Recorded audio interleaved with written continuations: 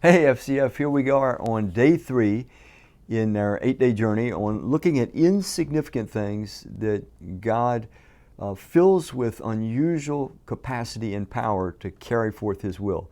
We're going to look at the life of David today, and it's a real famous portion of Scripture when he faces off with Goliath. But give you a little bit of background that's just sort of interesting. So Saul, the first king of Israel, the Scripture says he was chosen to be the king because he was the tallest of the Israelites. I kid you not. You can read this on your own in 1 Samuel. So Saul is the tallest Jewish guy of that day. We don't know how tall, but evidently he was pretty darn tall. So, of course, tall Saul is not willing to fight Goliath at all. Neither is any of the other Israelite soldiers. So David, who by this time is probably around 25 years old. Now right there I've broken some of the images some of you have in your mind. Because we always get this image that he's this little 12 or 13-year-old kid with a slingshot facing off with Goliath. And I'm going to burst a bunch of those images today. The chronology does not support that. There's a key portion of Scripture that says when David was first brought into Saul's court to play music for him to ward off his demonically induced depression, that he was already known to be a warrior and a wise man, young man. Okay, so David was not some kid.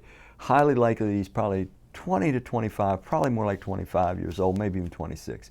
So anyway, so David is there, and here's the funny scene that I was leading up to.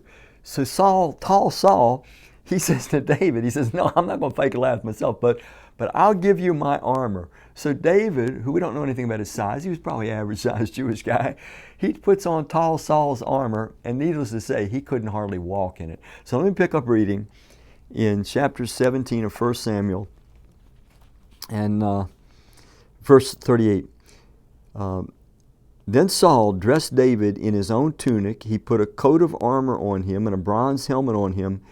David fastened on his sword over the tunic and tried walking around because he was not used to them. I cannot go in these, he said to Saul, because I'm not used to them. So he took them off. Then he took his staff in his hand, chose 5 smooth stones from the stream, put them in the pouch of the shepherd's bag, and with his sling in his hand, he approached the Philistine. Now we all know what happens. Now there's some things that I need to kind of bring into a more realistic light.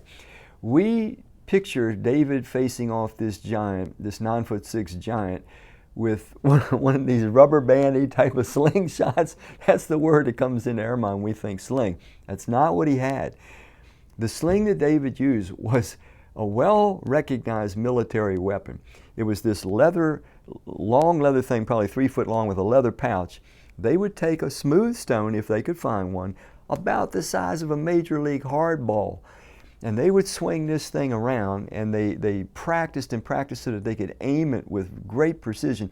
This thing would get up to about 100 miles an hour, it's estimated, this type of sling. So you picture a stone coming at you 100 miles an hour, the size of a major league hardball.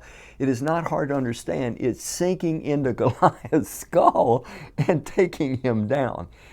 Here's the key to the passage. We think of this being a almost magical, mystical victory, that it was this miracle of God. And it was, but it wasn't exactly.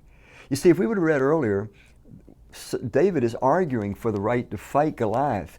And one of his arguments that he puts forward, he said, listen, Saul, he says, I can do this. I can take this guy out. The Lord's on our side. He says, listen, there was a time when a bear came and tried to attack the sheep that I was watching over, and I killed that bear. I grabbed it by its beard and killed it. There was a time that a lion came, and I killed that too. He knew what he could do. David had used that sling to protect the sheep for a long time. He was highly skilled with it. He knew it was a serious military weapon. So we read this thing incorrectly. The miracle, if you want to call it that, is that all the rest of the Israeli army were too afraid to trust God and face the enemies of God, including their king, Saul. But David was using, you got to follow this, David was using a skill that he had acquired in life. Seemed like an insignificant skill when you're facing off to a 9'6" giant who's clothed in armor and who has been a warrior from his youth, seemed insignificant, seemed inconsequential, seemed maybe impossible, but it really was not. So, for you and I, the question is this: what is the giant? What is the giant that stands in our path that keeps us from moving forward to do the work of God, to do the will of God, to be the person God created us to be, to do the things that God created us to do? And it seems like a giant obstacle that we have nothing to face off with. An obstacle that almost everybody would recognize is too big. And what we have to face it seems insignificant, but we do have something. Moses had the staff in his hand. Samson found a jawbone of a donkey laying on the ground. And you and I, we've got 5 smooth stones and a sling. We may not have ever sat down and tried to identify them, but we do. What is the skill? What are the experiences? What are the practices? What are the thing or things that you can do, that I can do? And we've honed our skills. We do them well. And that's the very thing that God will probably likely use to push back evil, to further His kingdom causes, and to bring tremendous blessing to us. I mean, the whole Israeli army was blessed. It was a great day of triumph, and David was well on his way to the defeat of the Philistines that God intended to be judged and defeated.